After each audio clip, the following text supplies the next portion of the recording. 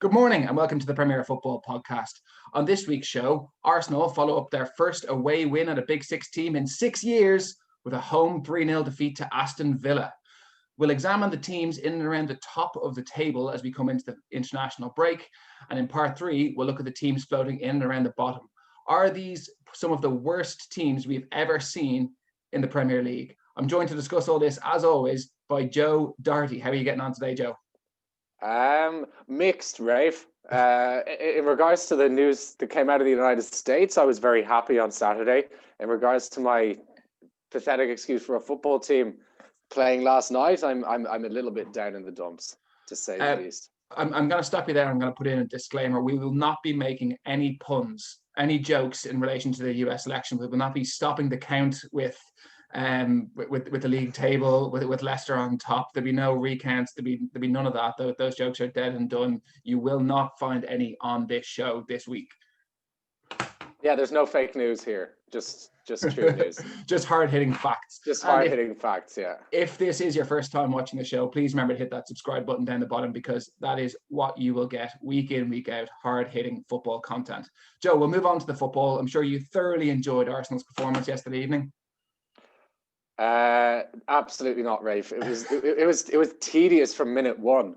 Aston Villa were dominating the ball from the get-go. Obviously, they had the ball in the back of the net after about 90 seconds. John McGinn with a stunning strike, which was controversially chalked off because I think it was Ross Barkley was deemed to be obstructing Brent Leno's line of sight. But I think everyone watching the game, and if they saw the highlights, would agree that even if Leno had a clear sight of the ball, the speed that was traveling at, he was never getting there. Not even if it was straight at him, it would have just flown over his head. It was one of those. He just caught it that well. I mean, a lot of credit to Aston Villa. They were excellent. Let's not forget they won their opening 4 games, including a 7-2 thrashing of Liverpool, who are a much better side than Arsenal. But I think that whereas with the game against Liverpool, Villa kept on getting in behind Liverpool because they exposed Liverpool's very high line. In this game, which is more worrying for Arsenal, Villa just dominated from the get-go, and Arsenal didn't have an answer. Even the times that Arsenal were putting a bit of pressure on Villa, there weren't too many clear-cut chances. You can look at Lacazette's header in the first half and say, yeah, that should have been a goal. But that aside, Arsenal weren't cutting Villa open, and it was a very comfortable win for Aston Villa. And as an Arsenal fan myself, it's very worrying to see the team go away to Manchester United and play so well and be so good value for their win, and then to come back and have this pathetic, arrogant level. It seems that when Arsenal come up against teams that they deem to be lesser than them, they just go through the motions and they expect their technical gifts to be what they perceive to be their technical superiority to see them home, and that's just not the case. This is not a good Arsenal side. This is an Arsenal side that needs to be at it 120% week in, week out to be able to maintain some form. Yeah, for sure. And look, I don't want to be I know that in almost every single game that there's one of these decisions now that almost dominates my thoughts. I'm getting to the stage where I'm just really disappointed with the VAR. I mean, 2 minutes into that game, I was up off my seat as a neutral. I let out a joyful, playful scream and jumped up off the couch as John McGinn rifled one into the roof of the net. And I think you said it really well in the WhatsApp group last night. There's this need to try impose correctness on the game where it's just not needed, and it's not relevant. You could have had 3 or 4 goalkeepers in the net there with an unobstructed view, and not one of them was getting anywhere near that shot. Like there's no common sense left in refereeing, and I'm sure we'll come back to it with Bamford's goal and Gomez handball and things like this. But there's a real lack of common sense missing in the game, and I want to get that rant out of the way early. Yeah, look, man, Arsenal were really rubbish, really rubbish. Especially down. Obviously, Villa love to attack down the left hand side with Watkins and Grealish. But from minute one, Bellerin looked totally out of his depth, and Willian defensively just doesn't do that work that's needed from midfield. Whatever way Arteta is setting the team up, I can't understand if Willian's playing as a forward, if he's playing as a midfielder, or sometimes he even looks like a wing back. I just really can't tell what that role is on the right. And if he's a creative forward and he has the license to stay up the top of the pitch and, you know, uses a little bit of class, that would make sense. But he's being tasked with going box to box, it seems, and it's really not his game. And Grealish was just taking the piss out of him. I mean, for that goal, the Villa's first goal, where Barkley and Grealish just proceeded to dummy the ball for 20 or 30 seconds in the corner and looked like they were messing around on a five-a-side game in training. Like, it was really, really embarrassing for Arsenal to be showed up like that at home. Yeah, it was. That's the only word there is to describe it. I mean, they were showboating after 10 minutes, weren't they? At nil all. At nil all. Aston Villa had the game won after they had the ball in the net. They like the mindset of them compared to Arsenal was just completely different. And you're quite right to pinpoint Willian here.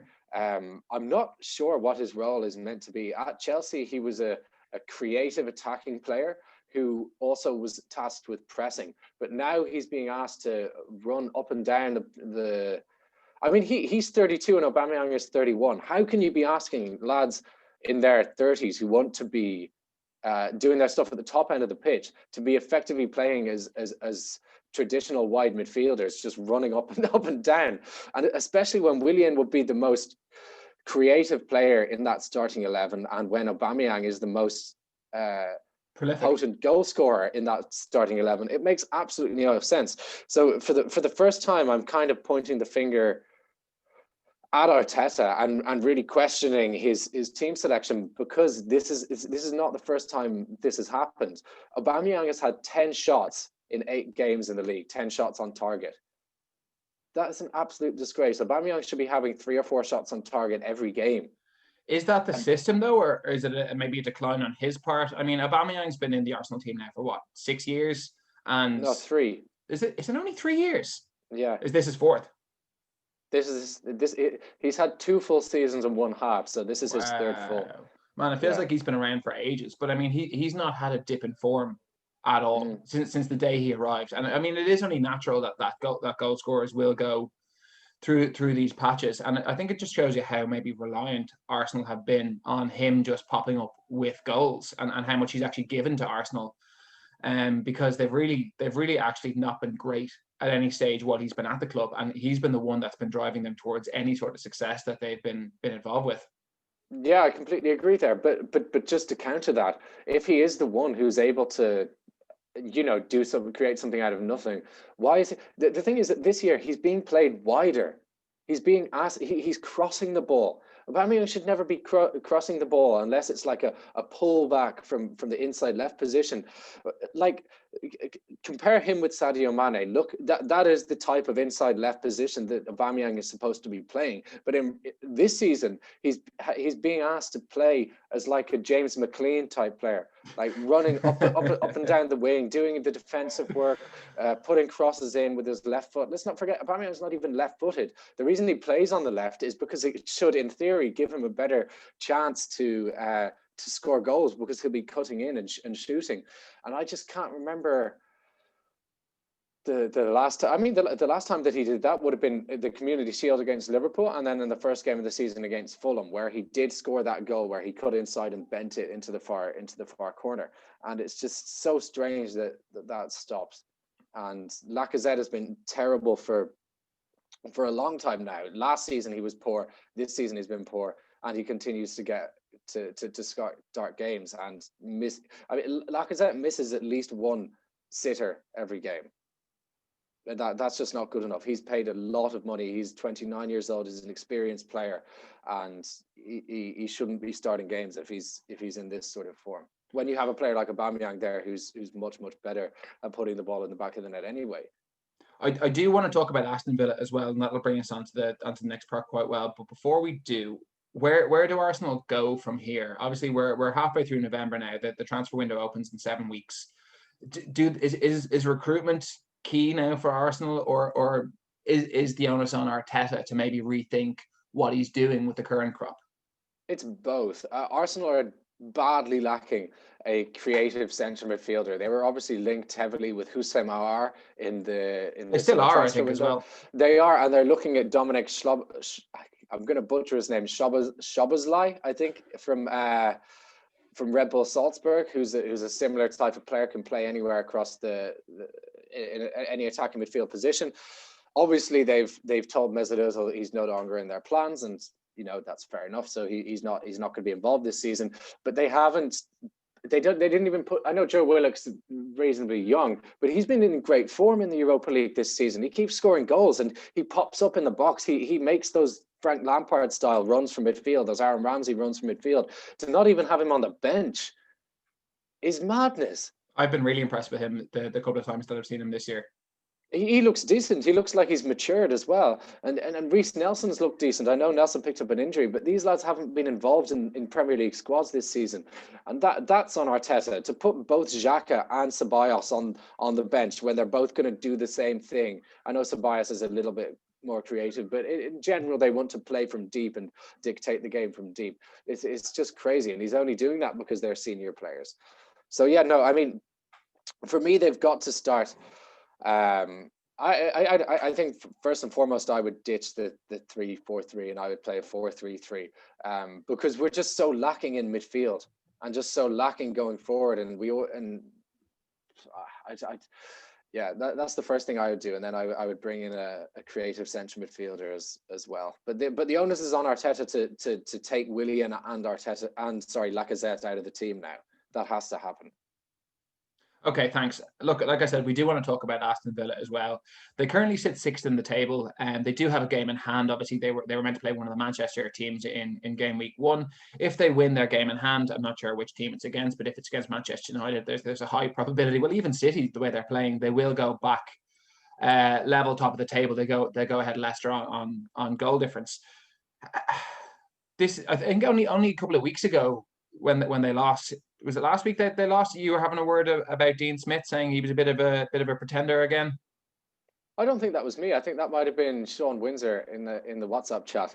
I think he's the one who has a grudge in for Dean Smith. Yeah, he's done a fantastic job this year. But we were really critical last year about the defense, right? In particular, yeah, and the fact that apart from Grealish, they didn't have anything going forward. I mean, that's really changed this year with Ross Barkley and Ollie Watkins coming in, and they complement Grealish so well. They're very hardworking. They're technically gifted, and the defense looks better as well. I think Tyrone Mings is maturing into a really competent Premier League centre half. The fullbacks, they brought in Matty Cash from Nottingham Forest, who looks he looks a little bit like Jack Grealish's twin brother. He does, doesn't he? He does. Like it's if just their face flashes on screen, it can be difficult to tell them apart. But he looks very good at right back, and Matt Targett is reasonably experienced at Premier League level at this stage. Emi Martinez, I think, is a great buy from Arsenal, and he's allowed the defense to be a little bit calmer. He's a very commanding presence as a goalkeeper. And this is the thing about the Premier League. If you lose a game or two in a row, it's absolute crisis. And if you lose that third game, like if Aston Villa had got beaten last night, or to talk about Manchester United, if they lost to Everton, there would have been calls for Solskjaer to be sacked, and there would have been question marks over Dean Smith. I think if Villa had lost to Arsenal last night, but if you go and win, then that changes everything. So a team's form can really be how they're judged. I have Villa's results here in front of me. So far this season, they've beaten Manchester United, Liverpool really emphatically, Leicester, Arsenal. They've beaten Fulham, which is kind of a granted, but then they've gone and lost to Southampton, and they've lost to Leeds, comfortably beaten by Leeds. Are they a team that are set up to play against the big teams? Are they a team that when the fight is brought to them, they're on their best? When they're left to break down, I know they beat Fulham 3-0, but I mean everyone's going to beat Fulham. Leeds obviously play good football, and Southampton are obviously up the top of the league as well. Am I reading too much into it? Am I trying to make too many generalizations after a few games? Are they an all-round good football team, or is there a particular type of team that they're suited to playing against? I think that's a very fair question, and we have to say that judging by their games so far this season, they do seem better placed when they are playing teams that want to have more of the ball, that want to dominate them. They broke really quickly against Arsenal last night. They just cut through them on the counter attack, and they did the same thing against Liverpool as well. I think time will tell over the course of the season if that's really the case, and if that is the case, I think that they will not be placed as highly as they are right now come the end of the season. We just have to see over the next few weeks. Obviously, if you're a mid-table club, you need to be beating the teams around you if you want to get higher up the table. So that is something that they're going to need to rectify. Yeah, brilliant. Thanks. And look, that is the end of part one. And we'll move on to part two, and we'll have a look at some of the teams that are sitting in and around the top of the table. Obviously, we'll run through the table now just super quickly. Leicester are sitting on top, 18 points from 8 games, followed by Spurs and Liverpool both on 17, Southampton on 16, Chelsea on 15, and then Aston Villa on 15 again with a game in hand. How impressed with Leicester have you been this season, Joe? Very impressed, Rafe. Sorry, we were slightly critical of them at the start of the season, especially after the way they finished the end of last season. There will be massive question marks over Brendan Rodgers and how long his team can sustain this for. Obviously, with the record at Liverpool and then last season's Leicester, Leicester ran away with second to a degree. Last year they were miles out in front and managed to blow it. Is it important that they build up that lead again this year, or where do you see, or how do you see it? What I like about them this year is that they seem to be a little bit more solid, and they seem to be a little bit closer to the Ranieri style, if you will, of trying to not concede and then nick goals on the break. I mean, look at the game against Wolves. Are obviously a very difficult team to break down, but Leicester got two penalties. If I recall, at least one of them was on the break. It was Jamie Vardy. It wasn't one of them a handball, and then another. Look, the handball was even more ridiculous than Joe Gomez handball. I think that's the one that went in. But the second one, there was absolutely no argument about. Yeah, no, there wasn't. I can't remember the young lad's name. The left wing back, he scored last week for Wolves. Can't remember his name, but there's no excuses for a tackle like that in the box, is there? You're asking for trouble. But I thought that Leicester were playing a more cautious style yesterday, perhaps because they were over the weekend, I should say, perhaps because they were playing against a Wolves team that are quite similar to them. They can hurt you on the break as well, and they're also difficult to break down. But we were a little bit quick to criticize Leicester's transfer business, but do you think that it seems to be a little bit smarter than we originally gave them credit for? My only issue was that they didn't do enough to address backup to Jamie Vardy or attacking players. That's the big question. I mean, Vardy went missing for a period of time last year. I say went missing, was injured for a period of time last year, and they did struggle with goals while he was gone. Iheanacho chipped in with a couple, but they did look light in that. And we've had this discussion so many times about trying to recruit someone to sit on the bench because they are only going to play with one striker, and you're never going to get a world-class striker to do that. It's probably more the question of depth through the team and how long they can sustain this for. I think when James Maddison was injured at the end of last season, that's when we saw their biggest decline. I've been really, really impressed with Harvey Barnes and his development since he's come into the team last year. He looks like he's maturing massively, so maybe he could help provide a bit of cover in that role. Tielemans is still incredibly consistent as he was, maybe not hitting the same height every single week as he was last season, but he's still incredibly impressive. Mendy, I think Mendy has to be commended for what he's doing in that team. He seems to play between centre half and midfield, depending on the week, and it doesn't bother him. He can do a job anywhere. He's more than just a physical player. He's good on the ball. He's intelligent. And I think they had was Wesley Fofana at centre back for them yesterday. The young guy as well. He's only 18 or 19, and I think he played out of his skin. I mean, he had his hands full definitely with Raul Jimenez, and he handled him for the whole day. So I mean, I think that's probably the biggest thing for Leicester is that they do look like a more complete squad this year. Last year they were a team with a lot of good players and a lot of promising players, but I think a lot of these players with potential are starting to fulfill that a little bit more this year. I've been really impressed with how they've managed without Maddison. And even to an extent without Vardy, let's not forget in the game against Arsenal, which they won 1-0, neither Maddison nor Vardy started. They played with Barnes through the middle as a false nine by himself, supported by Dennis Pratt, who's a central midfielder. So I mean, credit to Brendan Rodgers. I think that he's one of the best managers in English football. And if there's absolutely no disrespect to Leicester City, they've been one of my favorite teams to watch over the past few years. Firstly under Ranieri, and then since Rodgers took over. And I think they're a brilliant footballing side and one of the best in the country. But if one of the big six, or whatever you want to call them, are looking for a new manager, they'd be very foolish not to approach Brendan Rodgers. I mean, I think if I was Manchester United, I'd prefer him than Mauricio Pochettino. I think he's got more about him. I think that he's a winner from his time in Celtic. I think his time in Celtic has done the world of good for him. I actually did a piece on him last year. We might find a link to that. We might find a link to that here, and I might do a follow-up on this just to examine how they've progressed over the past year. But I mean, I personally, I really rate him very highly. I think he's an astute tactician. He's flexible these days. You will know more than anyone else that when he was manager of Liverpool, he was a little bit too set in his ways, and it was, however he thought it was, that's the way it was. He wasn't very flexible in his thinking. He seems to have ditched that. He seems to be more flexible now and more willing to change. And credit to them, they're where they should be. They're top of the league going into the second international break of the season, and they've played some good teams along the way as well. So very, very, very happy days for Leicester.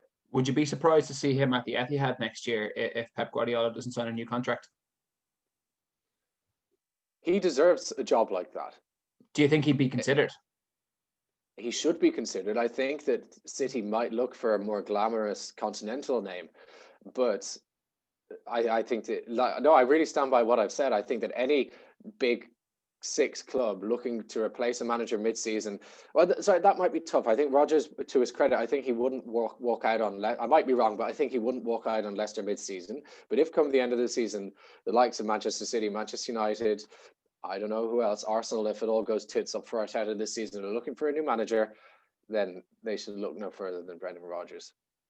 Okay, thanks. I know that you have got loads to say about Spurs because you're a little bit obsessed and they're in your head. You've been dying to talk about them all morning, so I'll let you have a word about is there fixtures that you want to talk about most, Joe? It's the games that they've played so far. Let's first and foremost credit to Spurs for winning their last three games. Let's just look at who they were against, though, and before we get ahead of ourselves and say, wow, Tottenham are second in the league. They're 1 point behind Leicester. They're ahead of Liverpool on goal difference, and they're well within it. They have a great chance of going on to win the league this season. They were first place on Saturday for the first time in 6 years. Yeah, for 20 minutes. And they beat West Bromwich Albion, who are 18th in the league with 3 points from 8 games. A goal difference of -11. They beat West Brom 1-0 at the Hawthorns. Last week, they beat Brighton 2-1 at the Tottenham Hotspur Stadium. 2 weeks ago, they beat Burnley 1-0 at Turf Moor. 3 weeks ago, they drew with West Ham 3-3 when they were 3-0 up at home. Before that, a great win at Old Trafford. But the week before that, drawing with Newcastle 1-1. The week before that, they beat Southampton 5-2, and the opening day of the season they lost at home to Everton.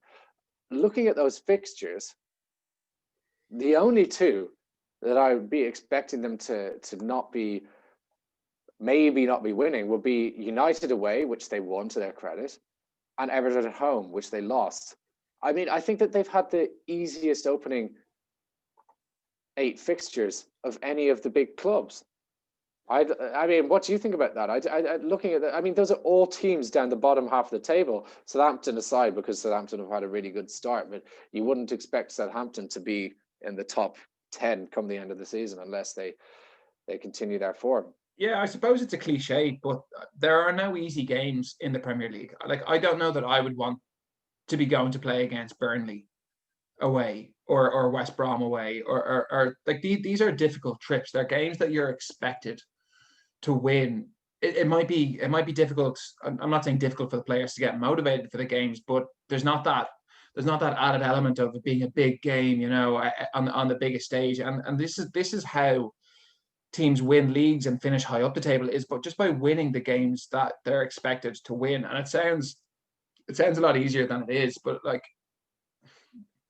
Well, to be honest, I get your points. Okay, so say if Spurs win all the games they're expected to win, and then, which is actually, I think Jose Mourinho might have invented this tactic, and then they don't lose against the teams that they might be expected to have trouble against, then they're they have a very good chance of. I think that the because of the way that they play, though, that they're set up to deal with teams that want to attack them and that leave space in behind. Like we saw them pull United apart, we saw them pull Southampton apart, getting in behind them. And I think when teams do leave that space in behind, that's when Spurs are at their most dangerous with Son and his pace and Kane playing those balls in behind. If that's a tactic that they can get right and play into that space, they're deadly. But I mean, yesterday watching that game, it was a long ball competition from the start because West Brom sat deep, and West Brom kicked long balls, Spurs kicked long balls, and it wasn't even a bad game to watch. It wasn't boring, but it was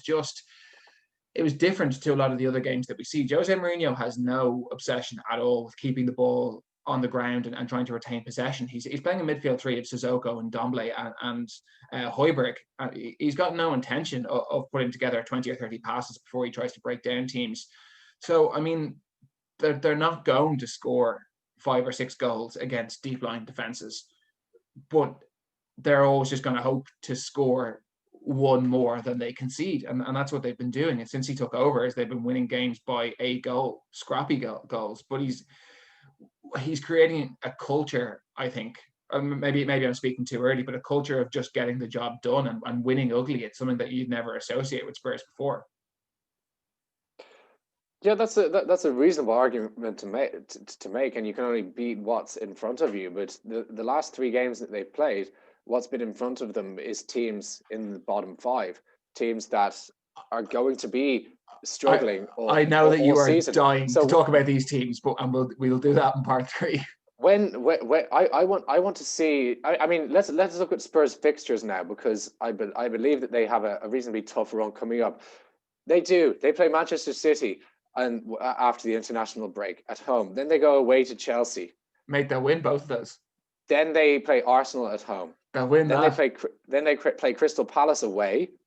They'll lose that. Yeah, I knew you'd say that. Then they play Liverpool away, and then they play Leicester at home, and then they play Wolves away. What date is that Wolves game? Them up to that's the Boxing Day fixture, the Stevens Day fixture, if you're listening from Ireland, the Wolves game. So we'll judge them after Christmas, is what you're saying? That's what I think. I think it's fair to judge everyone after Christmas. I really do. Because like I said earlier on, everyone is so... The media as well. Like, I remember when Arsenal beat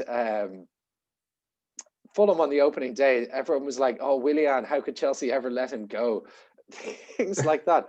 And fast forward to now, and everyone's like, well, Willian is like, it's becoming a joke player, and people are putting memes of him as like a 50-year-old guy and stuff like that. Like, and even for Aston Villa, if they had lost against Arsenal, they would have been talked about as being in trouble or starting to be in trouble. Losing 3 games in a row is serious business. So however teams' form is, that's how everyone perceives them to be.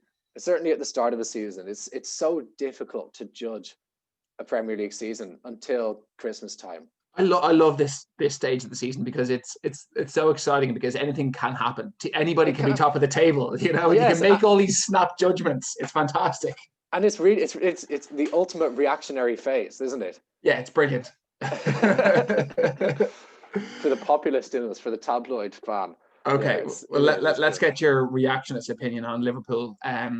Probably a good point for them in the Etihad game, that obviously they started really well. They took the lead. They conceded a penalty that was missed. Jesus scored what was a really nice goal before the second half was quite a damp affair for both sides. I think both teams didn't want to risk losing that game in the second half. 17 points from their first 8 for a Liverpool team, missing a few key players through injury. Will Klopp be happy with that start? Yes and no. I mean, the obvious no is the bizarre 7-2 loss to um, Aston Villa. The two games, I would say, in fact, maybe you could add Manchester United in as well, but certainly over the course of the season for Liverpool, the three games that stand out most for wanting to avoid defeat: Manchester City, Everton, and Manchester United. Everton, quite simply because you never know what. I know Liverpool have a great record against Everton derbies in recent years, and were hard done by due to VAR when they played in September. But in a derby, the perceived weaker team is just always going to be up for it. It's a very unpredictable fixture. So worst comes to the worst. First and foremost, you really don't want to be losing those games. So yeah, I think that apart from the Villa result, Klopp will be pretty happy with how things have gone. And you could really tell yesterday that both teams didn't want to lose. For They sure. were just they both accepted the point. And I think that Guardiola will be disappointed because Kevin De Bruyne put his penalty wide, and that was obviously a golden chance to take a lead. And then the second half, if that had gone in, the second half would have been very different, but it didn't, and the second half was particularly dull.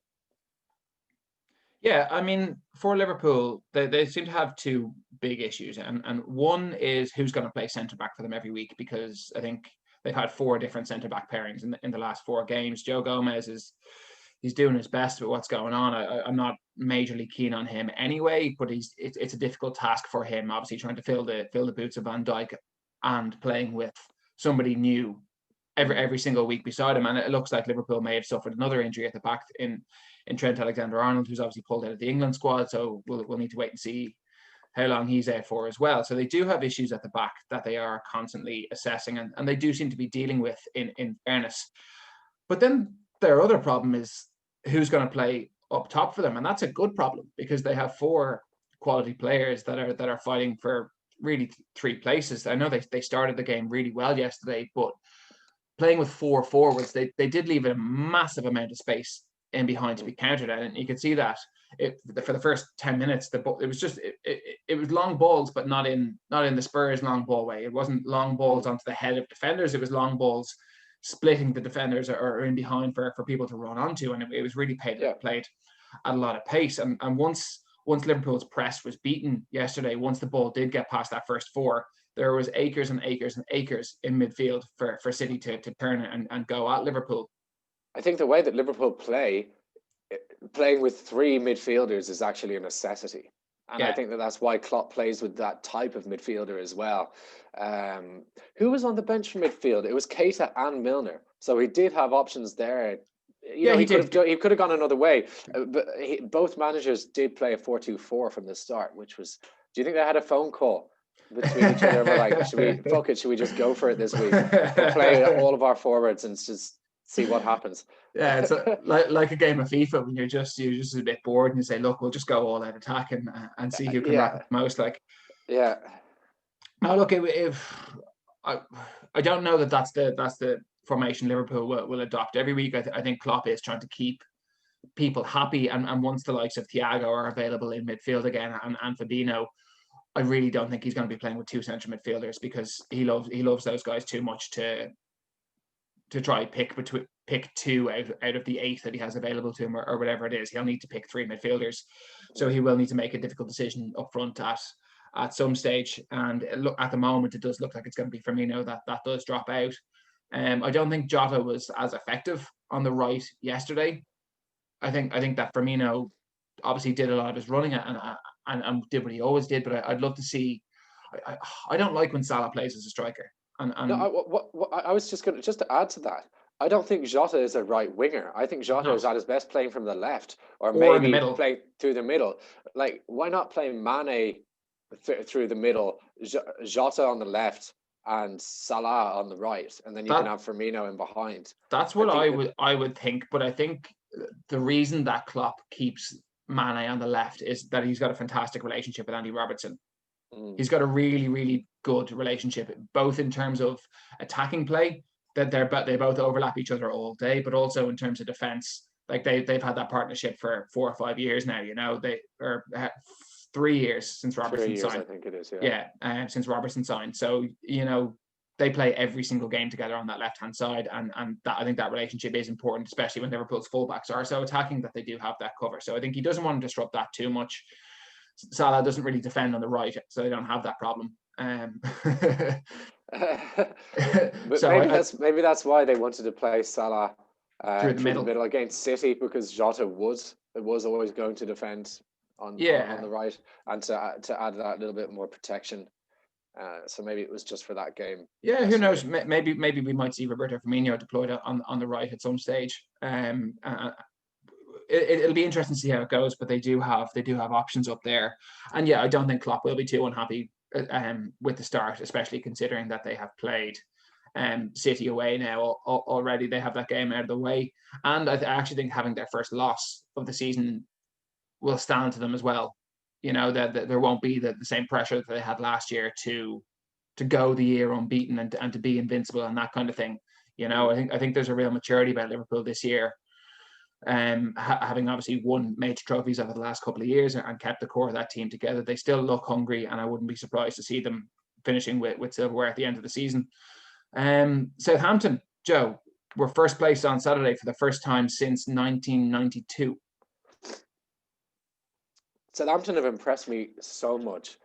They should have beaten Newcastle 4-5-6-0. This was a team that 1 year ago was getting battered 9-0 at home. Yeah. By Leicester City. By Leicester City, yeah. Obviously a good Leicester City, but still. You have to say, credit to the owners for not pulling the trigger then. Because a lot of clubs, I mean, let's not forget, Southampton were down there when that happened. They weren't in good form.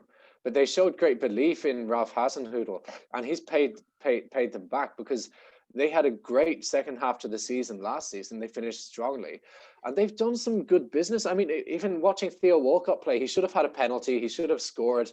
He looks decent, and they're getting the best out of him, aren't they? They are, and he was really out of sorts at Everton and at Arsenal over his past couple of seasons there. So it's nice to see Theo Walcott. You can tell he's a good guy, and it's nice to see good guys have good moments. Che Adams, what a goal! What a player goal that was! Yeah, he looks great. They didn't miss Danny Ings, and that was obviously going to be the big concern. Could Che Adams step up in his absence? And he's obviously been playing pretty well as a second striker when Ings has been available. But boy, did he step up yesterday. He was fantastic, and he took his goal so well. Stuart Armstrong as well looks very, very good. James Ward-Prowse, who we obviously talked about last week, you're obviously a big fan of his. He's maturing into a really, really competent Premier League central midfielder. They don't seem to miss Pierre-Emile Højbjerg as well. I think that often you can let one of your better players go, and it opens up a vacuum for one or two players in his position to step up, and that's exactly what James Ward-Prowse and Oriol Romeu are doing this season. Yeah, and Romeu's quite an experienced player as well. He is, yeah. He obviously came from Chelsea, and before that Barcelona. So he's played at a certain level, and he's been on. When did he sign for Chelsea? About 2011, 12. It's a long time ago now. So he's a good, experienced Premier League player, and they've got a good goalkeeper as well in Alex McCarthy. They do, yeah, and their defense is decent. Yannick Vestergaard looks much better than he did when he first signed, and obviously in the fullback department, Ryan Bertrand has a lot of experience now as well. And who's their right fullback? Carl Walker-Peters. He looks decent. I never rated him when he played for Spurs, mainly because he played for Spurs. Which is shocking on my part, I know, but what can you do? No, he looks very good, and fair play to Southampton. They've started the season excellently. Okay, let's have a quick chat about Chelsea. We probably should have put them higher up. I've just been going through the table. We got to talk about Hakim Ziyech, man, and we got to talk about him a lot because he is possibly one of the best players in the league. I think time will tell. He's started very well. He has been absolutely unplayable since he's come into that team, Joe. And he's got so many qualities. He's got an absolute cannon of a left foot. He can absolutely smash the ball. He can ping it he can pick a pass anywhere in the park. He sees space. He's not afraid to run into it. He's not afraid to take players on. He seems to make good decisions whenever he's on the ball. He's talking to guys. He's getting the best out of attacking players around him. I think that Chelsea have signed an absolute nugget in Ziyech, and he's the player that they've been looking for ever since they sold Hazard. Yeah, I completely agree with you there. I've been a fan of Ziyech since that Ajax Champions League run 2 seasons ago. I thought he was their best player, and I think that he's started amazingly well for Chelsea. What they've bought here is a player in his prime, and I think that a lot of teams often they're reluctant to sign players in their prime, because they can be very expensive. Ziyech wasn't. They signed him for about 20-25 million pounds. And B, because they don't have too much of a resale value. It might be their last big contract, taking them into their 30s. However, look at the pluses. You're signing someone who comes in, doesn't have to adapt, is in their prime years. Their understanding of the game is flawless, and they are not scared to do risky things because they back themselves, because they've reached their top level already. I think that there's too much of an emphasis these days, because of the amount of money in the game, to sign players with a resale value. Often because young players cost less, but also because if they have a good season, then their value will double or triple. And I think that this is a very good piece of business for Chelsea because of that, because they've signed someone in their prime. Ziyech might not be around for Chelsea for 5 years. He might not. They might not be able to sell him for a profit if they want to, but what they will get is that they'll get someone at the top of his game for the entirety of this contract that he has with Chelsea, and that could lead them to back to the trophies that they have failed to compete for over the past couple of seasons, namely the Premier League. Yeah, for sure, and I think that. I mean, obviously they spent a lot of money in the summer, and the season didn't start well for them. And I suppose that the big, obviously he's come back into the team. Thiago Silva has come in and got a bit settled since that first game when he had the mistake. But they've gone out and signed a goalkeeper that isn't transparent, Yeah. Do you know what? I don't think that Mendy's anything fantastic, but he's a good, competent, experienced goalkeeper. He just saves the shots he should save. Sometimes you just need that, don't you? You need someone who keeps the defense calm, who is going to take crosses, who's not going to let shots go in at the near post when he should just push them around the post for a corner. Not even that. He actually just saves ones rather than letting them go in.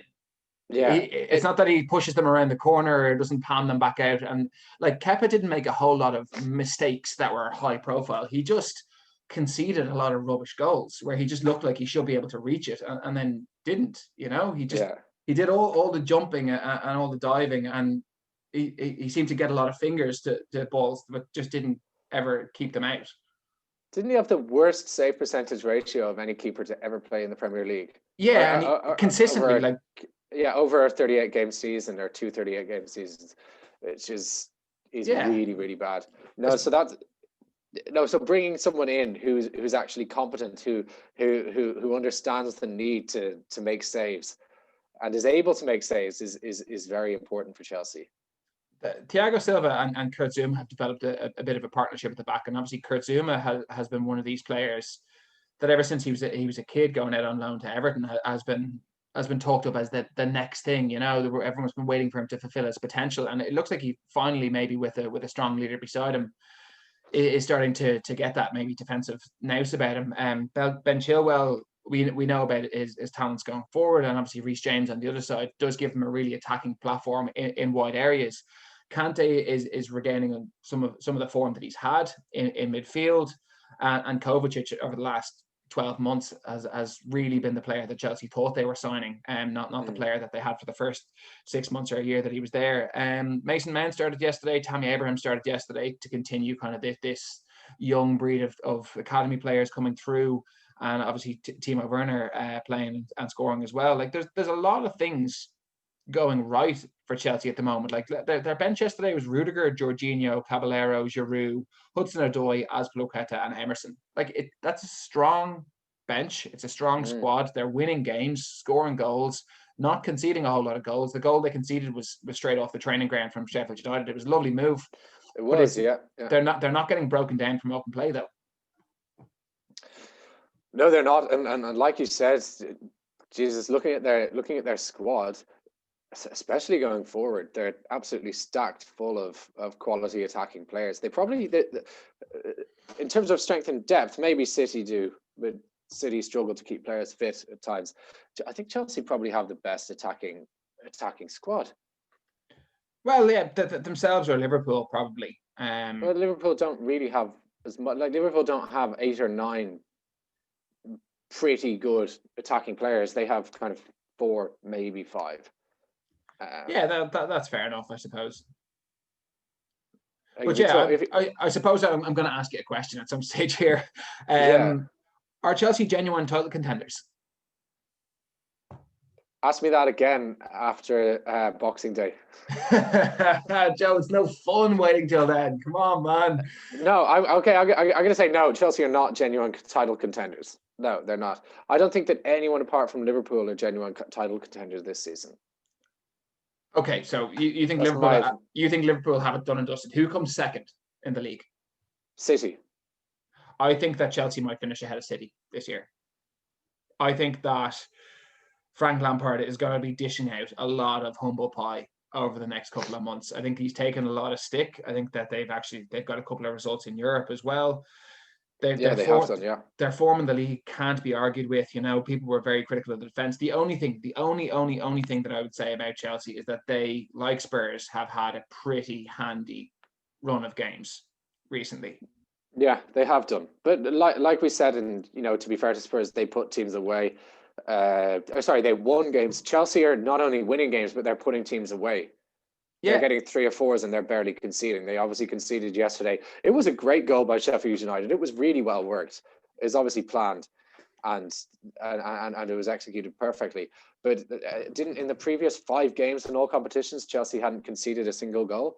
So I mean, 2 of those were European minnows. They were, and even in the Premier League, they were. Well, Manchester United aside, they weren't. Well, look, Chelsea recently have played Sheffield United yesterday, Rennes, Burnley, Krasnodar. They drew with United. They drew with Sevilla. They drew with Southampton. They beat Palace. They drew with West Brom. They lost to Liverpool, and they beat Brighton. Yeah. That's not a massively impressive set of results there. I mean, who have they beaten that's in any way up the table? The highest team in the table that they've beaten are Brighton. Yeah. Or Crystal Palace. Very similar to Spurs in that regard. Yeah, they beat Crystal Palace 4-0. Very similar to Spurs in that regard. They haven't been playing teams who are around them. I think it will be interesting. I don't think they're like Spurs either. I think Spurs are set up not to lose the big games. They'll put men behind the ball. They'll try play on the break. But Chelsea, the way they play, will come at teams like Liverpool and Manchester City. And I think that obviously they've already been beaten by Liverpool, but it'll be interesting to see when they come up against City, when they come up against Liverpool again, even when they come up against teams like Leicester and Villa and Southampton, teams that look to play on the break and get in behind and exploit that space. I think that they could be in trouble. So maybe you're right in saying we'll reserve a little bit of judgment on them until they play some tougher games. But at the moment, they're doing everything I think that can be asked of them. We talked briefly about City when we talked about Liverpool. I might just ask you about United very quickly. They obviously beat Everton 3-1. Solskjaer wasn't happy with the timing of the game, having played late in Europe on the Wednesday evening. They got the job done. Everton maybe aren't the team that we thought they were. Obviously still missing Richarlison. United probably good value for their win. Has Ole bought himself a bit more time? Yeah, he definitely has. That was a good result. That was a good performance. Bruno Fernandes was very good. Marcus Rashford was making a lot of positive runs and he should have scored. I thought Everton looked very poor. They look a shadow of the team that they were in the opening 6 weeks of the season. And like I said at the start of the season, I didn't think that Everton were going to be able to sustain the level of performance week in, week out. I'm not surprised to see the drop off over the past few weeks. And a lot of credit does need to go to Manchester United, to the players, I would say, more than Solskjaer. Well, maybe no. Of course, Ole deserves credit because he got something out of them in that game. But these players turn up once every few weeks, you know. No, you're quite right there.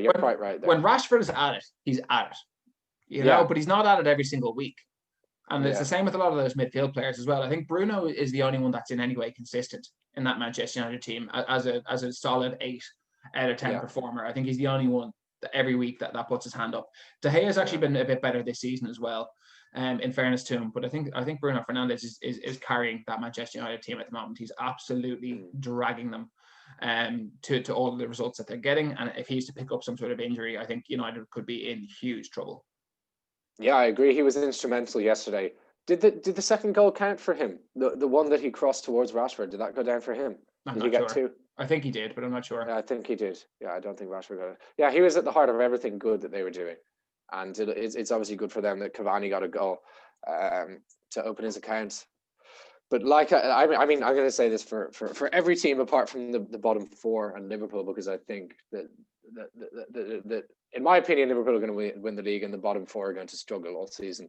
But for every other team, you know, your Uniteds, your Chelseas, your Spurs, your Arsenals, your Leicesters, let's see after the 26th of December, because after the international break, we have tons of football coming. It's going to be intense. There are more competitive fixtures coming up. You know, big teams playing each other. Teams around each other are going to be playing each other, and we're going to have a much clearer idea of how the table is going to be looking in the second half of the season. Okay, right. We'll move on to the last part of the show, and we'll do it quickly enough. Scott Parker said last week that he wanted his Fulham team to be 7th to 10th in the league, which is strange because you'd think that he'd want to be top of the league. But he said that they wanted to be 7th to 10th. But this season, but reality tells us that's going to be very difficult and not where we will be finishing. And Joe, on Twitter, you said that they'd finish at best 17th, but just because Burnley, Sheffield United and West Brom are so bad, 4 of the worst teams in recent memory, Premier League teams in recent memory. Yes, I stand by that. I don't think that we've seen a collection of 4 teams who are as weak as these teams are this season. I'm not talking about last season when Sheffield United finished 9th and were top 6 for most of the season. That's gone. That's in the past. That's old news. We're here to talk about hard-hitting facts, real news. What's happening now? And what's happening now is that each of these teams are failing to perform week in, week out. Either you have a team like Fulham who look okay going forward, but they can't defend, and also they can't really score. Or you have teams... I'm going to stop you for 1 second, because last week on the show, and even the week before, you were singing the praises of Ademola Lookman. I was, and I continue to sing his praises because he's a good player, but that is the worst penalty that I've ever seen taken in the Premier League. That was an absolute joke. That was really, if I was Scott, Jesus, I don't know what I would have done if I was Scott. I would be kicking water bottles and, you know, throwing temper tantrums in the dressing room if I'd been the manager. You can't do that. He's tried to Panenka. For anyone that hasn't seen it, he's tried to Panenka that hasn't reached the goal, essentially. That even though the keeper's fallen, he's had time to get back up and catch it after a bounce. Like it'll forever be on highlight reels of the worst penalties ever taken in world football. If you go to take a penalty in the 98th minute to equalise, put your foot through it. For sure. Put your foot through it. Fulham, I don't think we have any doubt that Fulham will be going straight back down. Probably 20th in the league, you know, possibly 19th if they're lucky. You mentioned Sheffield United a minute ago, and I think that it is important to put some context on where they are this season. So since this season has started, the games that they've had to play, it's quite similar to Aston Villa's games, actually. They've had to play Wolves, they've had to play Villa, they've had to play Leeds, Arsenal, Fulham, Liverpool, Manchester City, Chelsea. It's not an especially easy set of games. They looked decent playing against Liverpool. You know, they only lost 1-0 to City as well. You know, that they put up a fight in those games. Chelsea obviously battered them. They didn't pick up the points at home to Fulham, and I think that is That's where the big question marks come. If they're not going to win games at home to Leeds, at home to Sheffield United, obviously Villa is a tough place to go. They had a man sent off in that game as well.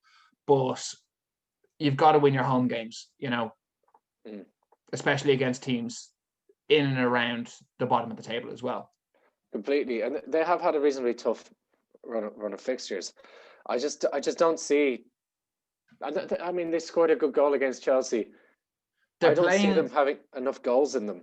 They've invested all of this money in Raheem Brewster, and they're sticking with him, and they're playing him up front every week. But I think by the time he was taken off, he had 6 touches in the first hour. I think that Liverpool might have done another Dominic Solanke deal here. A Jordan Ibe. I mean, spending that much money as a Sheffield United, you want to be getting proven quality. He had 0 Premier League appearances. Yes, it's naive from Sheffield United. I'm not attacking Brewster here. No, it's not his fault. He shouldn't be tasked with trying to keep a club that doesn't create many chances up. No, he's that a small, way too much pressure. He's a small fox in the box striker that's renowned for his finishing touch. If you have Raheem Brewster in the team, you want to be squaring balls in along the ground, or threading balls just in behind from the edge of the box for him to move on to. He's got clever movement in and around the box to lose a man and hit it first time. That's it. That's his game. His game isn't getting the ball lumped to him from 40 yards, battling against Thiago Silva, trying to hold the ball up or Kurt Zouma, like he was being tasked yesterday. It was literally Kurt Zouma piling over the top of him, winning headers for the first hour. And as a Liverpool fan, watching him struggle isn't enjoyable. But I don't think that transfer was thought out properly at all in terms of the type of player that he was and in terms of how Sheffield United actually wanted to play their football. Yeah, I completely agree. It'd be a different story if he was a bigger guy who brought others into play coming from Liverpool. Maybe like Dominic Solanke, who is kind of more that type of player, although he lacks a lot of quality. It reminds me, of when Liverpool had just taken on Brendan Rodgers as manager, and then they went out and signed Christian Benteke to play as a striker. Yeah. Someone that just did not fit that system at all. Yeah. I don't like seeing transfers like this. It pains me as a football fan to see transfers that are obviously not going to work out. Yeah. Like I'm scratching my head wondering the people making these decisions, how are they in a position to be making them? As a fan, it's kind of obvious that transfer isn't going to work. Like, would Sheffield United have been better off signing Olivier Giroud? 100%. 100%. 100%. Like I said, you need to be buying proven quality who is going to fit your style of play. For sure. Do you want to talk about Burnley? I think Burnley are in a very, very difficult place, man. I suppose the only thing that they can cling on to is that there might be this takeover happening, but whether or not that will even. But how will that help them? Well, if they get it done in time for January, they might have some money to spend because they've not had any money to spend for 18 months now. But what? Sorry, man. What good deals come in January? How many clubs have deals in January that result in them staying up? Normally, it's a deal to do with a new manager, isn't it? Maybe they're not going to get rid of Sean Dyche. Surely. No, I don't think they will. I don't think they should either. I think if they get rid of him, the wheels will come off. I don't think they should either. But I mean, Burnley haven't scored in their last 4 Premier League games. They have 2 points from 7 games. Yes, and they have scored 3 goals. Is the least. It's dreadful. They haven't scored in their last 4 games. I know 2 of them were against. One was against Spurs. But even having said that, they do have a game in hand, obviously from Manchester United, the first game of the season. And if they win that game, Joe, they're out of the drop zone. They're up to 17th ahead of Fulham. Good for them. They also went away to Brighton and West Bromwich Albion, and I know it's important not to lose to the teams around you, but they didn't create anything. They didn't score any goals, and they didn't look like scoring. I think it's going to be a long, hard season for Burnley Football Club, and after years of being a mainstay in the Premier League, even finishing as high as seventh, I think they're going to be relegated come the end of the season. Because although we talked about this, I don't know if it was on the show last week or privately, they do have the best players, individual players, out of the teams in and around them. Their squad is paper thin. It is, and maybe that's what could get done in January. Maybe just even a few players to help rotate the team a little bit, to take a bit of the pressure off. Like they have a quality goalkeeper, which will always help.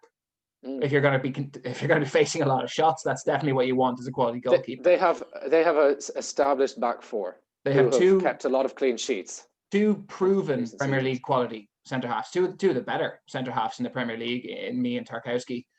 They have two established strikers that know how they want to play in wooden barns when they're fit. You know, that there is the bones of a team there that's very easy to get back to. They probably need another centre midfielder, you know, someone that can hold the ball up, someone that can play a few passes, someone that obviously can run as well, because they'll need a lot of that. Maybe Jeff Hendrick. Someone to replace him. Yeah, maybe a wide player or two, someone that gives them an extra outlet down the sideline. And just a couple of squad players, because they're relying too much on youth that's not proven at all. But like you said, it is early days, and all it takes is 2 wins, 3 wins for Burnley, and I think Burnley have wins in them. You know, they're always gonna catch someone on an off day, and if you're not going to Burnley at 100%, you're gonna get done. And I think we know that. Yeah. I think Burnley will have enough, because of the players they have and the manager that they have, one more time, you know, to beat the drop. I think that Fulham, West Brom, and Sheffield United will go down, and I think that actually Brighton could end up closer to the drop than Burnley. Brighton are only on 6 points after 8 games, and they've really not done much to impress me this year. Obviously, Mopé scores goals, but aside from that, they really don't offer a whole lot either. So, who's the last team? West Brom don't look like they're offering a whole lot either, do they? No, they don't. I mean, I worry for each. The thing is that one of these 4 teams, 5 teams, if you include Brighton in them, have to stay up. I see an obvious gulf in class between Brighton and the rest. It'll be, however, having better players or a better style of play doesn't always result in you staying in the Premier League. It entirely depends on form. So, look, I just, like, going back to my tweet, I don't think that we've seen a collection of teams that are like the drop off in class between the rest of the Premier League and these 4, for me, is huge. And I don't think we've seen that before. And that was kind of maybe I didn't articulate that as well as I could have in the tweet, but that was kind of where I was going at, is that you have 4 standout teams who are so bad. This is the biggest gulf from the bottom to the middle that we've seen. Exactly, yeah. And because obviously we've had teams like Huddersfield and Fulham. Derby County, obviously. Sunderland, before Derby, they finished with just 15 points. There's from time to time there's one that's really bad, but I don't remember having 4. I think similar to that Derby County team, if Fulham go down again this year, looking like they're going to, and playing the way that they are now, I think that a similar ban should be imposed on them. That's been imposed on Derby. I think we gave Derby a 25-year sentence, didn't we? Yeah, we did. Yeah, life. And I think if Fulham go down again, they should have a life sentence as well, because they have offered nothing to the Premier League since they've come back up a couple of years ago. No, they haven't. And I'm pretty annoyed that Brentford didn't come up, but they only have themselves to blame, don't they? For sure, yeah. Yeah, I would have been great to see them, because they had some exciting players, and they still do. Right. Well, look, Joe, I think we better call it there, because it's a longer show than normal. Thanks so much for. I know, yeah. Thanks so much for joining me as always. It's always a brilliant way to start the week.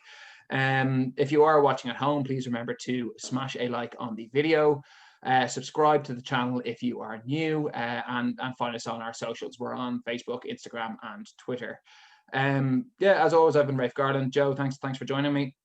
Thanks, Rafe. Thanks for watching, guys, and have a great week. Yeah, we'll see you next week for the international show. Oh man, I hate internationals. So do I.